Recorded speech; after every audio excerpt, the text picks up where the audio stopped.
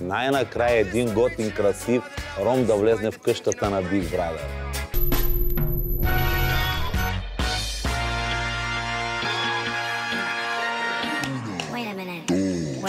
Аз нямам пари и съм беден, но приятел твой.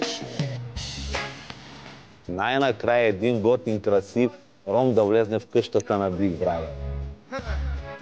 Казвам се Георги, на 38 години, от най-красивото и живописно село в България, село Карлуково.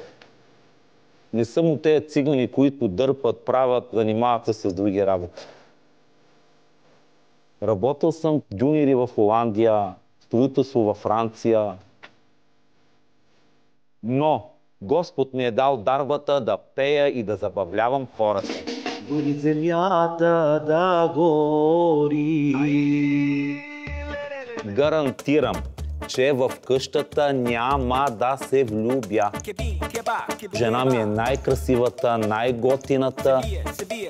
Само Лили Иванова е над нея. Мале, ще ме приби лудата българка, брат! Това тука е живота ми. Купувал съм всеки 1 грам с честен труд и пот. Случвало ми се, нямам пари, човек. Нямаме така за храна, днес нямам. И няма да хода да залагам за 200 лева златото, не. Ще искам от брат ми, от кумшията, но няма да хода да залагам. Big Brother, нали няма да се лъжеме? Как да няма дискриминация? Кажи как да няма? Как да няма, като всяка седмица е показано, че аз съм на пангара? Искаш ли да изслушаш предложението на Big Brother? Искам, да. Ако успееш да убедиш всички мравки от твоята колония да те подкрепят, ти да станеш кралица, Big Brother ще отмени твоята номинация и ще номинира Ивоне.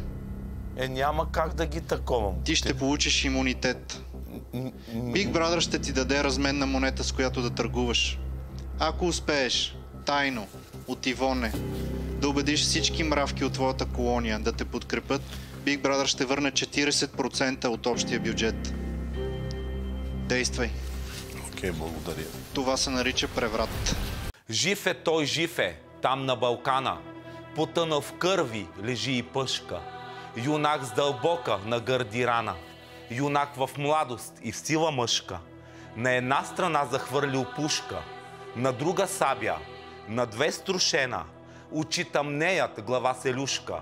Уста проклина цяла вселена. Виж, чуй, само той си чува. Настана вечер, месец изгрей, звезди обсипат сводът небесен. Гора зашуми, вятър повей, Балканът пее хайдушка песен и самодиви в бяла премяна. Тихо нагазва трева зелена, та при юнака дойдат и седнат. Една му с билки раната върже, друга го плисне с вода студена, а трета го бърже в уста целуне, а той я гледа мила за смяна. Кажи ми, сестро, де е Караджата, кажи ми, де е моята вярна дружина, кажи ми, пък ми вземи душата. Аз искам, сестро, тук да загина. Па плеснат с ръце, па се прегърнат, летят и пеят, дорде усъмнат и търсят духът на Караджата. Но съмна вече, а на Балкана юнакът лежи, кръвта му тече, вълкът му ближи лютата рана и слънцето пак пече.